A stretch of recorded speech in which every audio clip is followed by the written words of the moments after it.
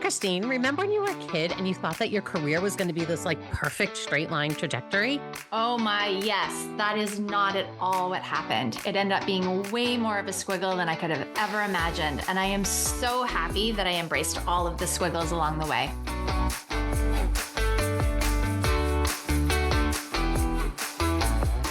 Welcome back, everyone, to Embrace the Squiggle, the podcast for anyone whose career or life looks nothing like a straight line. And honestly, this is where all the great stuff is happening. We are Colleen. I'm Christine. And this is episode 93 with Lauretta Rupert. Welcome, Lauretta. How are you? Thank you. I'm great. Excited to be here. So excited to have you. So we always start by saying how we found our guests, and you landed in my TikTok feed, in my For You area of TikTok one day, as I constantly talk about people changing careers. And I was like, hey, I reached out and you said yes. So excited to keep finding folks on all these kind of fun social media places these days. All right. So we are going to jump in with your story. And I want you to start with, what did little Lauretta think she was going to be? Yeah, that's a fun question because I remember sitting in class, and for a little bit of background, I really struggled in school growing up because I had learning disabilities, but also I had a huge imagination. So when I would sit in school, I would look around and be like, we're all going to have regular jobs and I'm going to be a famous singer or actor. That was truly what I thought my job would be. But also in the back of my mind, I loved school. Even though I struggled so much, I still love school. I love teaching. That was like, you would come to my house and we would play school and teacher. My mom was a teacher. I loved my teachers. So it was both. I wanted to be a famous singer and actor, but I also wanted to be a teacher. And more importantly, like entertain and help people was always the basis. I love it. So you went through school. And so, what did you decide to study when you were leaving school? Or leaving high school to go to college? Like, what was that kind of time period like for you? Yeah, and I think that's the craziest thing, especially when I tell people my whole journey, is that I started college as a vocal performance major. So I was strictly on a music scholarship in the schools. I was taking music theory, vocal lessons, piano lessons. Like, that was really not on my radar. I really took the whole be famous singer and actor and like ran with it. Nice. And it wasn't until taking gen ed classes, which was, mandatory in most universities, that I kind of started to feel this little shift in my heart and in my mind of knowing that I could still do the performance part, but feeling like there was something beyond myself that I was being called to. What made you start to listen to that calling? I definitely think it was just kind of like the feelings I was starting to have. I was enjoying being in choir and the voice lessons, the piano lessons, but I was really struggling in the academic part of it. Any music theory knows that any music major knows that music theory it's a beast. It's take science and math and then throw music into it. It's like this weird triple threat of stress. And I really, wanted to be both the brain and the voice. That's so important when you're a performer. But I just felt like I wasn't connecting with people and the way that I wanted to when I was in those classes. And I knew I didn't want to be a composer. I just loved being with people, entertaining people, providing for people. So that was really where I felt that pull, is because that wasn't being fulfilled while I was in the music school. So when I was taking my gen ed classes, it was really like theology, the study of other religions, and religious education, but also just like, I loved high school. That was probably my favorite part of my schooling. And the idea of being a religion teacher / kind of history, it was like a dual department, was really what I started to feel the pull, because I felt the most fulfilled. I enjoyed my religious ed classes so much more than I was enjoying my music theory or my sight reading classes, because it felt like it was turning more into a business of sorts. And I didn't feel that passion that I felt for music and performing and learning as I did prior to college. And I love that, I think often people grumble, or at least college students. I have two in my life at the moment. My girls are both seniors at the moment. And right, they kind of grumble at those Gen X. Oh my God, Gen X, that's me. the general ed requirements, Yeah. right? That people are like, I don't really want to take that. And really the point of them is exactly what you found, right? The point of it is to see, can you expand your knowledge? Can you expand your skills? Can you, maybe stumble across something you had no idea was going to interest you? No, absolutely. And that's something when I was teaching, I would always tell students, because that, again, they would always show the disgruntlement, or especially the students that were seniors and were like, I don't know what I want to do. I'm undecided. And I'd always encourage them, like, I'm a big fan of being undecided in college, because then you get your core curriculum done your first 2 years and you have this vast opportunity to really figure out what you want to do. And I know there's some majors that are a little touchy. They're kind of hard Right. to declare your second year. Um, but I truly was like a blessing, because I think I'm just so curious, like how my life would have been if I wasn't essentially forced to take those classes. But it changed the trajectory of my life, which is, it's crazy to say now, almost 15 years since I started college. And so as you were leaving college, what did you think you're going to do then? Like, what was that first, I would say, like, the foray into adulthood, right? That first point where you're like, ooh, I actually have to get my own health insurance now. Yes. At least for us Americans, you Canadians, you're lucky in that sense. Yeah, the health insurance. I at least had till 20 to do Right. that. But when I was getting ready to graduate college, so many of my friends were going right into the work world, and I did want to teach, but I felt like my time was not ready yet. I wasn't ready to be in front of a class full of high school students, because I would be teaching secondary ed. So I wanted to do something a little bit different. And it's funny, although I wasn't comfortable and ready to teach in front of students, I still was wanting to get uncomfortable and get out of my comfort zone in a totally different area. So I actually did, I worked for an organization right outside New York City in Beacon, New York, Garrison, New York. We lived in Beacon. And I worked for the Capuchin Franciscans, basically being a missionary and working in a bunch of different schools, doing teaching and also doing kind of retreat work, outreach work. So I really was doing a bunch of different things. I was really involved in kind of the peace and justice and campus ministry at my university. I went to Xavier, so I was really involved in that. And I really loved that. I loved kind of like the little bit of everything, like teaching, working in social justice, working in outreach, because that was just something I loved, was just being with people, reaching out to people. I'm a big fan of all of that. And that was something I was able to do with this program called CYFM in New York. So it's just funny now thinking about it that I wasn't ready to be in front of a classroom full of kids, yet I did end up being in front of a classroom full of kids, along with like running a youth group, running an outreach group with schools all over the greater New York metropolitan. So like New York City, Queens, the Bronx, even would travel to Boston and Connecticut. So I was doing all of these things. And I think it was perfect, because I think I learned so much about not only myself, but I learned about a lot of things about life, and a lot of, I just kind of learned to challenge myself to really not just step out of my comfort zone. I was full on launching myself out of my comfort zone. I didn't know a soul. We were paid $20 a week. Our living expenses were provided for, but it was like bare minimum. So I was learning so many different things about my life, about life itself, that the world is so much bigger than ourselves. And I think that was truly the foundation of where my life has been now and how my career has built since. I love that. Those first jobs where you get to do so many different things really help you figure out that trajectory, right? Absolutely. Whereas now I love a job where I get to do many different things, but so many folks end up in those really narrow kind of focus. And so that ability for you to do all of these different things and travel and, learn more about yourself and get uncomfortable.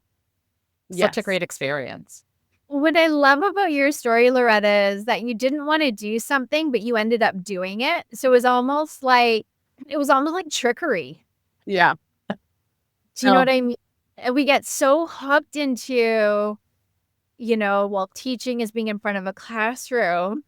And then yet you're like, so I'm going to still challenge myself, but I'm going to do all these other things. And meanwhile, you were still, in front of people. So I love that.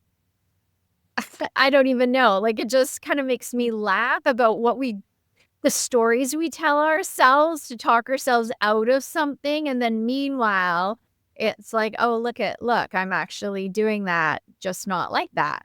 So I guess I just wanted to like circle back on that piece because we've all been there. Colleen's laughing. I've been there. It's like, oh no, I can't do that, but I'm going to go do this. And then all of a sudden it's like, wait, how did I get here? But sometimes we have to do that squiggle to Yeah. build the confidence and to be put into a situation or on a stage without actually thinking about it. Right? It's that overthinking, or storytelling or whatever it is that we're doing in that moment. So I think that it's really awesome that you squiggled thinking that you were shot, I'm not ready to do that. So I'm going to squiggle in this direction. Then found yourself doing what you needed to do to build the confidence to be in a classroom. Oh, yeah, absolutely. So right, you do this for, was it a year program or? Yeah, it was August to July, and then I still wasn't ready to go to a classroom. Well, actually, backstory is I had been applying to jobs, and I wasn't ready, and I also wasn't getting a job. I had actually applied to my alma mater to teach, did not get the job, and applied to some other schools. So it was also it wasn't aligning for me to go and teach in a high school quite yet. So I was like, well, my program's ending. I'm not ready to go and just kind of work at a restaurant or work, somewhere else. Like I wanted to kind of take this opportunity to, okay, well, these opportunities aren't presenting themselves. So I'm going to do something to just keep growing, keep stepping out of my comfort zone. So I applied to a program in Nicaragua called Amigos for Christ. And it's a wonderful organization. And I did a lot of stuff with education, not just within schools with students, but also the education of what is happening in that country at the time. This was 10 years ago. This was a wonderful organization. It was only 3 weeks, but that 3 weeks felt like an eternity in the best way possible with the people that I met, the experiences that I had. And it was after that I came home that I was actually unemployed for about a month. And it was just a lot of, I would babysit and kind of do really odd things because I was so determined to find some type of teaching job. And that is when I actually took a whole other shift. That's why I see those memes of like, how you think life is, and it's a straight line. And it's like, how my life, it's like, yeah, that is me. And I found this school that is it's a private school that's funded by the counties. It's a special education school. So it's students that are needing even more attention than they're able to get in the county schools. And it's a wonderful school. These students they could get all of their occupational therapy. They had social workers, speech pathologists. So I was able to get a paraeducator position. So now we're in a completely different career. I love special education. I have dyslexia and ADD, so I benefited greatly from special educators when I was in school, and I had done a lot of volunteer work and stuff. So I was sad that I wasn't in a high school and I wasn't doing what I had envisioned, but I also was excited to kind of see where this could go. So I did that, and it was really exciting, and it was fulfilling, and it was also really, really hard. It was Really hard. to be a paraeducator.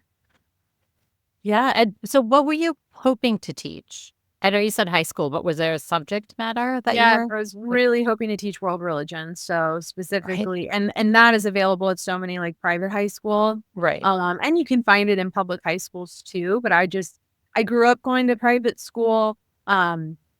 And I've always loved the kind of the community basis, and I was raised Catholic. So I do like the faith element. And I know that's not for everyone, but that, and then at this school, it was also a public school. So that was so different. I'd only gone to private schools. So I'd wanted to teach freshmen or juniors, seniors. I always dodge sophomores. I love, they're probably, Sophomores are strange. it's a weird, if any teacher. I mean, just the word, right? Oh, yeah. Supposedly it needs something like wise fool or something, they say. I don't Yes, know if it's that's true, but I think that's a what they weird always call one them, though. right? But yeah, that's what I was wanting. I was wanting to do, and then when I was done, and then with the paraeducating, I'd applied again to work in Nicaragua, but this time for the whole summer, and I did get it. So as the school year was wrapping, I was getting ready to go to Nicaragua, and that's when I got a call from a dear friend that was working at my alma mater as an assistant in one of the departments. She's like, "Hey, there is an opening, and you're going to interview, and I'm going to help you to say exactly what you need to say." Um, and yes, that was a great help. But I went into the interview, I had it, and wasn't getting my hopes up. I was hopeful, but I was prepared that when I'm done with my program in Nicaragua, I'm going to come back and continue being a paraeducator and possibly look at getting my master's in special education. And then it was in my layover. I was flying out of DC and I was in my layover and I was about to turn my phone cellular data off. And that's when I got a call from the principal offering me the job. Yeah, so it was pretty crazy. And then when I went down to Nicaragua, I had to kind of change my flights and come back like a week earlier. But, I look back and it's so crazy to me how those first few years out of college were so, as you all would say, right? The squiggle, right? It really was. And how like it was kind of this beautiful but chaotic squiggle line that got me to a place that really was like the trajectory of my life. Like in those years where it was so uncertain and I wasn't doing exactly what I wanted to do and I was doing this, that I was kind of like I was all over the place. People called me like the friend that was like the ping pong ball. Like I just was like one side of the board to the other. Like, where in the world is Lauretta? We don't know. She could be in Nicaragua. She could be in New York. She could be, you know, in the backyard doing gardening, whatever it might be. You just never knew where it was going to be. So it was pretty surreal. What did you learn about yourself as you were squiggling? I think I'm always my worst critic. So I love that question because it forces me to like actually like be proud of myself, which is something I've always am working on. I always preach it to students that I am, I am very brave. There's a lot of things that I've done and a lot of things that I've overcome in school and in my life that I do believe I'm very brave. And I think I am more capable of doing the hard things than I give myself credit for. Absolutely. And that, I've always wanted to live my life as an example. I think I'm an oldest daughter. I'm one of 33 grandkids. Yeah. I'm the only one of this. Out of 33 grandkids, only 7 of us are girls. I grew up in a very Irish Catholic family that I've always had this like, okay, I have to make sure everyone's good and taken care of and provide, but also like I want to live my life as an example, that you don't have to be defined by your issues. You don't have to be defined by your mistakes. Like you can think about them, reflect on them, but then you got to get up and keep going because no one's showing up. You got to help yourself. So that was really what I learned is that, okay, I can do hard things. I can do hard things. You can. And right, so you get this job that this is what you'd wanted, right? This was the dream at that time. Yeah. And so you get in, you get started, and you end up teaching for a while. And I know from your TikTok, it wasn't always the greatest. No. And at that school, I loved being in my alma mater. I was there for about 3 years. So that's where, even though I started teaching now, like the squiggle is still going to make its appearance. Right.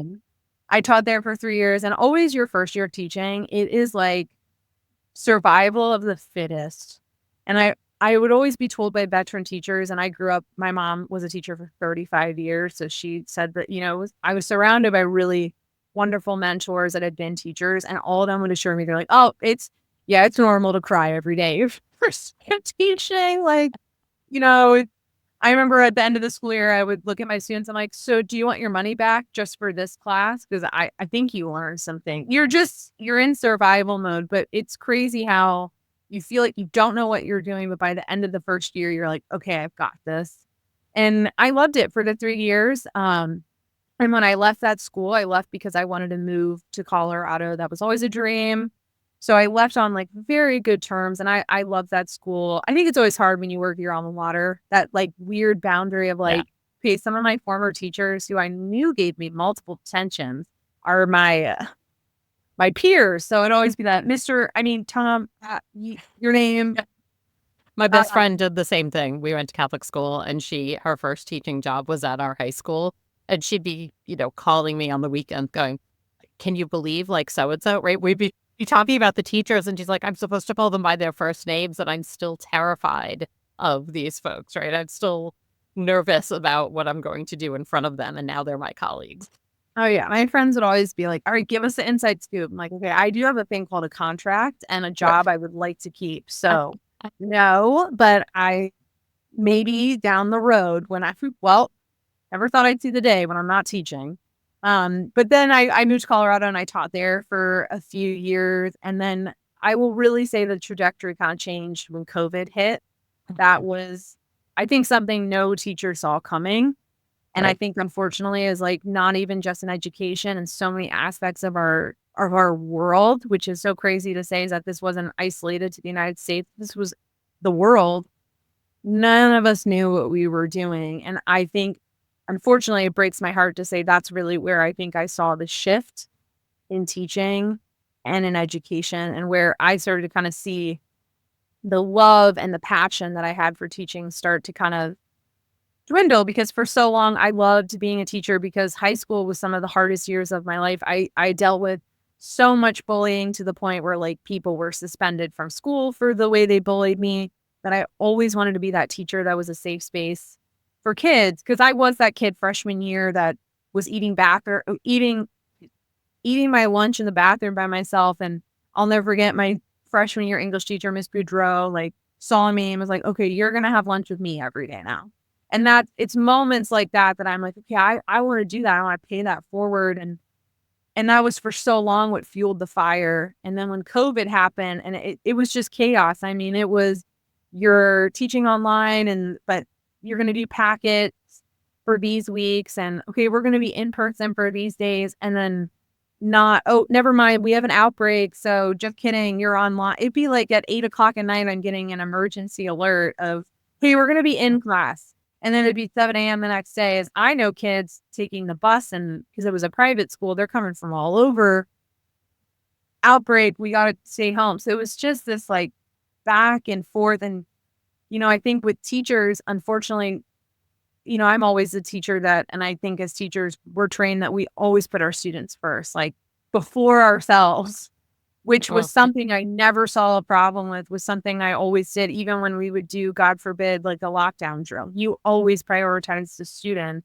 But it got to a point in COVID where really teachers were, I think, as a whole, put on the back burner. It was so like, okay, we got to make sure these kids they're learning, they're getting their, academics. But we also were like forgetting the mental wellness of these kids, their socialization. We were so focused on content and not, like I'm doing, I'll never forget, I'm teaching a class online and I see a student and I'm like, are you on a ski lift?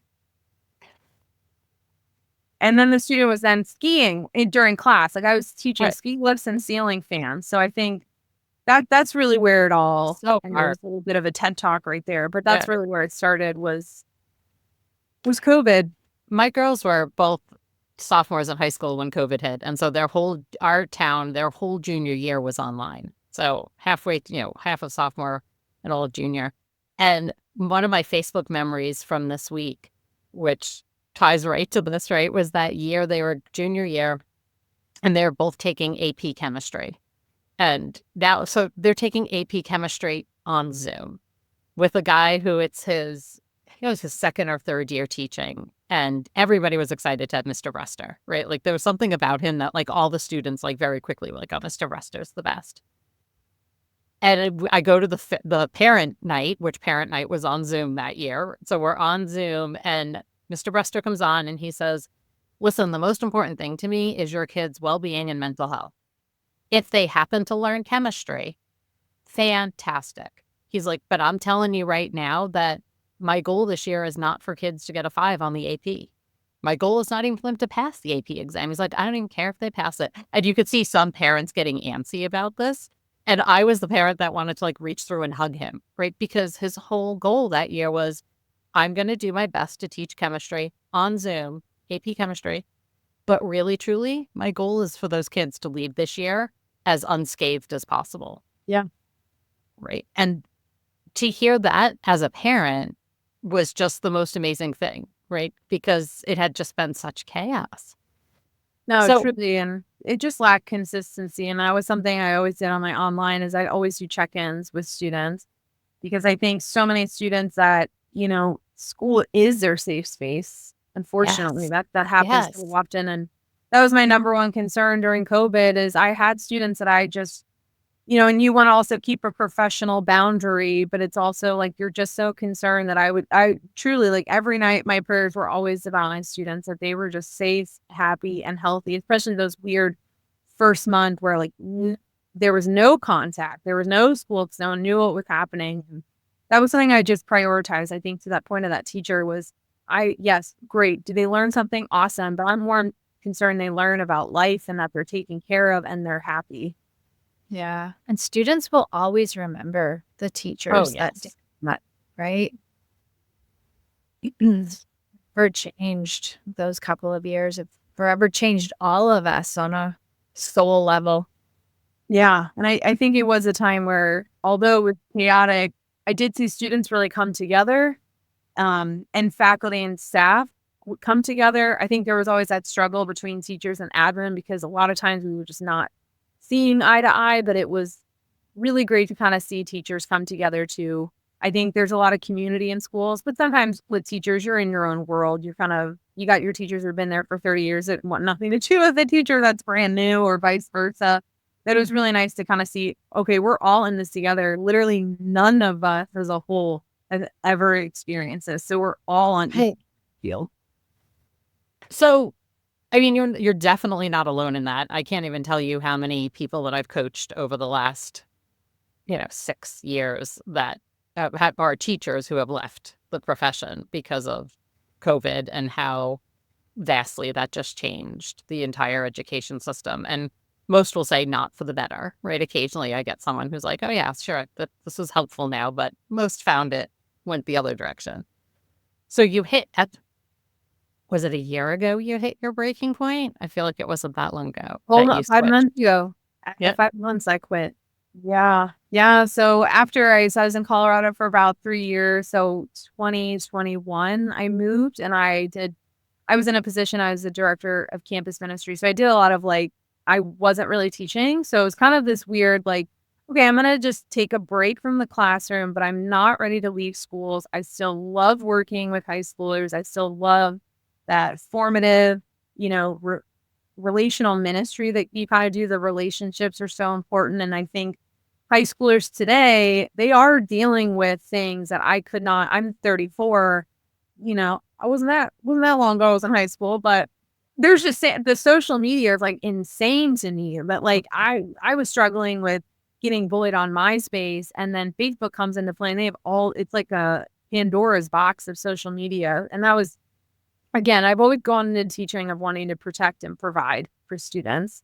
So I did that, and it was at an all girls school, and it was a lot of fun, but I just kind of wasn't seeing eye to eye with my supervisor at the time. And, because I wanted things to grow, I wanted to challenge students. There was a lot of behaviors I did not tolerate. And I was starting to see the shift, and it wasn't just this school. I mean, it was friends and schools across the United States.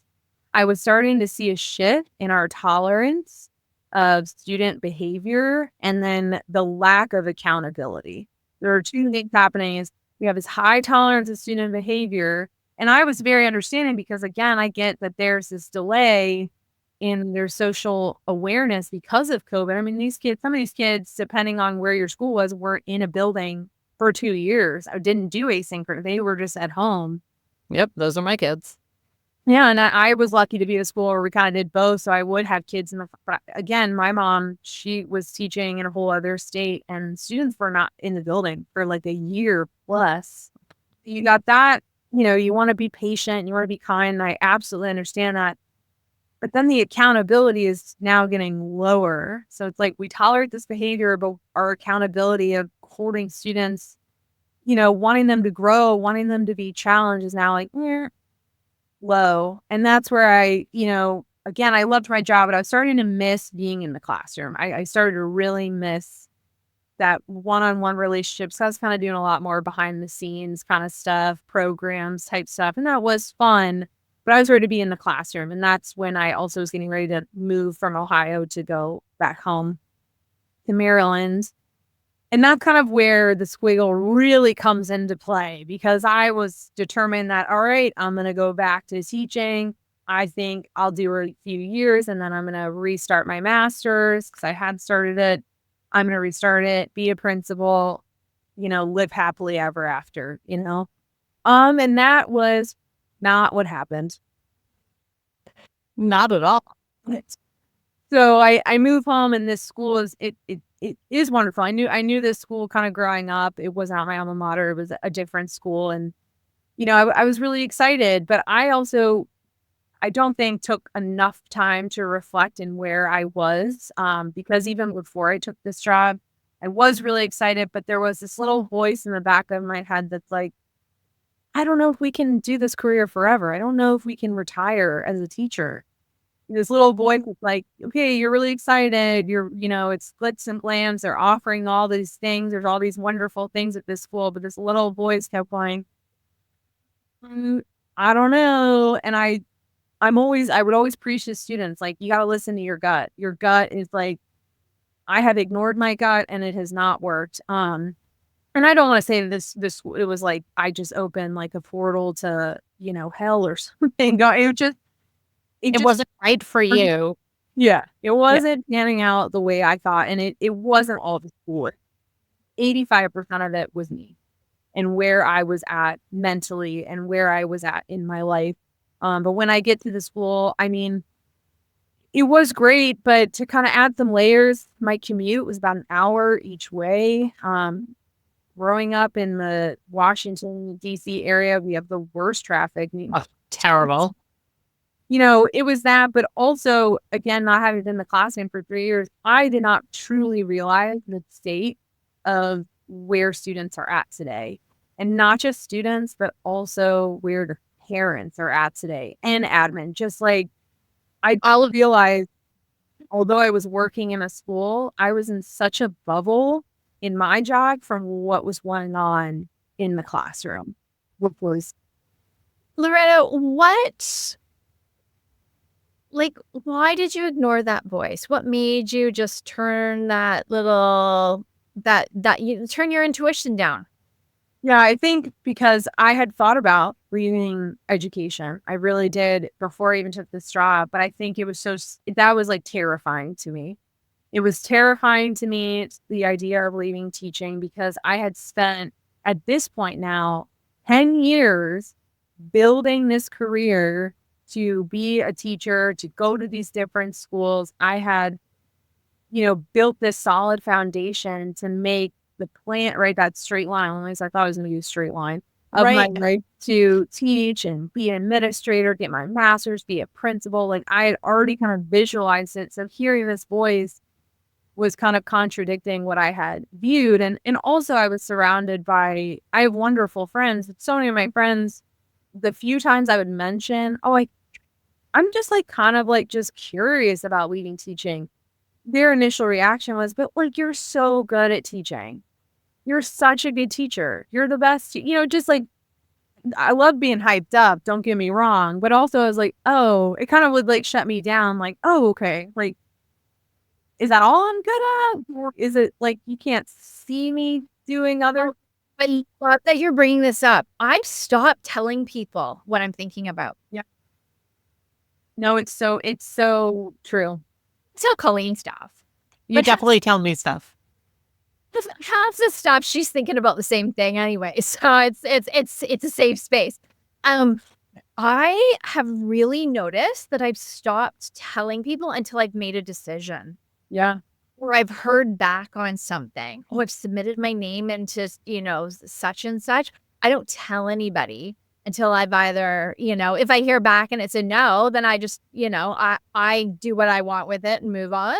But yeah, because there's so many external influences, and a lot of those influences can come from their own fears and projections. And when we share something that might be super cool or super out of the box or something that they would never, ever have the courage to do, right? People are right to squash that. Yeah.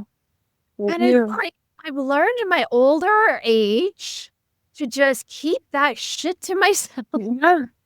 And then I go do it. And then people are like, Yeah. what are you doing over there? I'm like, squiggling. Yeah. Squiggling. I always tell people, I don't owe you the version of me that you were comfortable with. Oh, Oh, mic Colleen. drop. Well, write that one down. My God. Oh, ding, ding, ding. It's so true. is. It's so true. It is. And I've seen that in not just like teaching, but like, you know, I want to move out of my hometown again. Like it in different aspects. It's people love, and I don't think they always mean it, but it's like their insecurities like come out like full force. Percent. So I'll just tell a really quick story here because it happened to me the other night. So my dad, whatever, has a couple of homes, and I like to go and hang out at these homes in different parts of the world. And you know what? Like, they're not going to be a part of the family forever. And I knew that this is what I wanted to do with my life. Well, my sister is married with 2 children. So she is not getting on planes and for jet set all over the place. Let's just put it that way. And sure enough, at dinner on Saturday night came the comment of, are you, going to be, I can't quite remember it, but it was tongue in cheek. And I was like, oh, house sitting? Yes, I am actually house sitting in October and then again in November. And I just thought, and the old version of me would have just shut down. And this time I was like, oh no, I'm owning it because this is the life that I've created for myself. And, for 48 hours, Dad and I have our time together and cross over for 2 or 3 days. And I know my limit and I know his limit. And you know what? Like, that's it. But it's so, as soon as the comment was made at the dinner table, I was like, I know exactly what wound that is being shot at across the table from. And I was totally fine. I received it. But it's so true. And then we shrink and we play small and we don't do, and, yada, yada. So I think there's also a piece of it where you almost feel obligated to fulfill that career because, like, I think for myself or for lots of people I've talked to, like, especially if parents have paid your college tuition and you're like, well, they paid for me to get this degree and therefore I should go down this, I have to go down this path. And years ago, I started a career change retreat, and with the line, I give you all permission to not use your education how it was meant to be used. Yeah. And like half the room started crying. And I'm like, listen, I know you don't need permission from me. Like, that's not the point of that statement. The point of it was for you to be able to let go of that and realize, right, that the education you got can take you in so many different ways. So it does take it, and it takes you another way. So you finally hit your breaking point of teaching and you're like, okay, I'm done. Yeah, it just was a buildup of just like, it was a really long commute. I was a brand new teacher at this school. I taught all seniors. So like, God love them, but they're just like, they're already done. They're like, who's this chick? Like, and just I think unfortunately right now, what is happening with teachers and why so many teachers are like heading for the hills. And I think predominantly, I don't know the exact statistic. It's predominantly like millennial teachers such as myself that are leaving because COVID happened so early in our career. But also what I'm seeing is when I would have discipline issues in the classroom and I would call home, the parents would turn around me and say, well, what did you do to put my kid in that situation? Ugh. I had a student cheat on a paper, like the entire paper. They would say, well, why'd you assign that paper? My child wouldn't have cheated if you didn't assign that paper. And it's just so different. Like, if that was like, I would meet my maker if like I got a phone call home. Like, I was like, yes. I was like, take me to jail. I don't 100%. Yeah, like that was terrifying. And that's the thing with this generation of students is that and it's not necessarily their fault because it starts at home. And unfortunately, this is not an isolated situation at this school. This is everywhere that students are not being held accountable at home. and everything is the teacher's fault. And that's what I really felt kind of it was like, not like a trickle of water. It was like a fire hydrant of like, here I am. I got this I'm brand new. These students don't care. I have these discipline issues.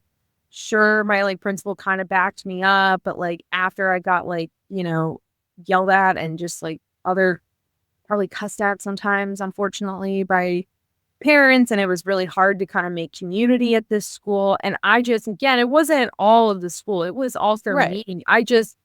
I started, unfortunately, like I would take pictures and like it looked like I was a shell of a human. I was so exhausted and just so physically, mentally, emotionally depleted because when you teach, you are the front lines. You are giving your all. There's nothing. You are having a bad day. You went through something. Well, you got to suck it up. Like you got to leave it at the door and put on your happy face for these students. But if these students go through something, they don't need to do that. They can let everybody know, which they would. Everyone's going to feel their energy, but you don't have that option. And there were countless times as a teacher where I would have a personal situation that I was bawling in my car and you got to snap it like a light switch. And I wasn't making plans with friends. I wasn't doing anything. And I was living at home at the time. And it said something when like my dad is like my favorite person in the entire world and he never speaks ill will. He sees the good in everyone. I wish I could see the world the way he does. I just will never forget when I was really hitting my breaking point. I mean, crying every single day, like bags under my eyes, just like not seeing the light at the end of the tunnel. Him just being like, Lauretta, I've literally never seen you like this. He's like, I hate seeing you just like come home, you make your dinner, you watch TV, go to sleep and repeat. It was like, I'm used to seeing, I was always the kind of like awkward, loud, obnoxious kid. I really said some out of pocket things when I was younger. I'm very much an extrovert. Like I love people. I love entertaining people. And I was just very monotone. Like I would come home. They'd be like, how's your day? I'd say, fine. Go on my merry way. And he said he hadn't seen kind of that behavior since I was getting literally bullied in high school. He said, I've seen this kind of Lauretta twice. When she was getting severely bullied in school and I like had no friends and I was isolated and now this. And it's not saying the students were bullying me. I think it was just all the emotions that were happening, the overwhelmness, the anxiety. I mean, my skin was breaking out. I physically was inflamed. I was having health issues that I had not had before. My mental stress does terrible things to us, right? Crazy, right? It affects every part of us. The body keeps the score. Like when you're in a situation, I'd had that in a previous relationship where my body is like giving me signal, like, no, this is not it. It was almost like I was truly like leaving teaching was like going through a breakup where I'm still so in love with that person, but I know that person is just like not good for me. And I have to make that hard decision to like, send them love and that was such like a wonderful chapter, but like that chapter, as hard as it is, like has to be closed. And that's where I made the decision because I had been applying to jobs, but it was when I got the job offer that I have now. That was when I really was like, oh, like, shoot, like this is real. Like I really have an opportunity to leave teaching. And that was like absolutely terrifying to me. It was harder than choosing a college. It was harder than naming my dog when I adopted her. That was very difficult too. It was probably the hardest decision of my entire life was when I got the job offer. And it really aligned well because it was within the world of education, but not teaching. It was within business development. And it was something so different.